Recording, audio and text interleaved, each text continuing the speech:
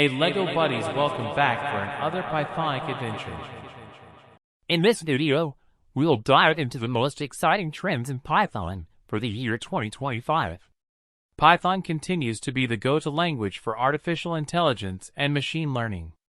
With libraries like TensorFlow, PyTorch, and scikit-learn evolving rapidly, Python is at the forefront of AI innovation. Next, we have quantum computing is no longer science fiction, and Python is playing a key role in this revolution. Libraries like Qiskit and Cirq are making it easier for developers to experiment with quantum algorithms.